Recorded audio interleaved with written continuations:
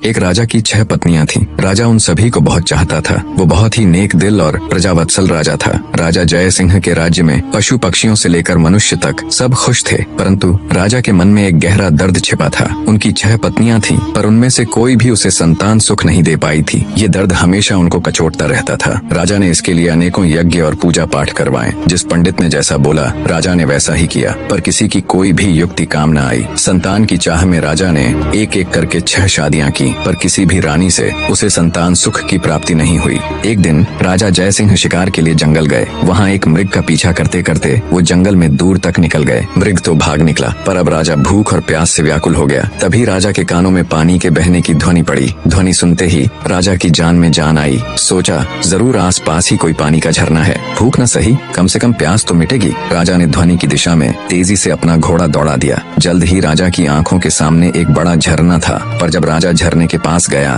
तभी उसके कानों में एक स्त्री की आवाज पड़ी। अंधे हैं क्या? दिखाई नहीं देता एक लड़की स्नान कर रही है। भूख प्यास से व्याकुल राजा ने उस तरफ तो ध्यान ही नहीं दिया था। लड़की की आवाज सुन राजा चौंक गया। उसने तुरंत अपना मुंह फेर लिया और बोला, क्षमा करे देवी, मैं इस जंगल में बहुत देर से भूखा प्यासा भटक रहा हूँ, जिससे विचलित होने के कारण मैं आपको देख नहीं पाया। इतना कह राजा मुंह फेरे ही वहाँ से कुछ दूर चलकर खड़ा हो गया। कुछ ही पलों में वह लड़की स्नान से निवृत्त होकर राजा के पास आई। उसने सूखे वस्त्र धारण किए थे और हाथ में कुछ फल लिए हुए थे। वह राजा के पास आकर बोली, महाशय, अब आप पानी पी सकते हैं। राजा ने झरने से पानी पिया और लड़की के दिए फल खाए। पानी और फल से उनकी भूख प्यास शांत हुई। राजा ने लड़की की ओर देखा और पूछा, हे सुंदरी, तुम कौन हो और इस जंगल ब्याबान में अकेली क्या कर रही हो? लड़की ने जवाब दिया, मेरा नाम मोहिनी है। मैं पास के गाँव में रहती हूँ। रोज यहाँ स्नान करने आती हूँ और जंगल से लकड़ियाँ इकट्ठा करती हूँ। ये झरना जंगल के बीच में है, इसलिए यहाँ कोई नहीं आता। राजा जय सिंह मोहिनी की सादगी और सुंदरता पर मोहित होकर बोला, मोहिनी, तुम्हारी मदद के लिए शुक्रिया। आज तुमने मेरी जान बचाई है,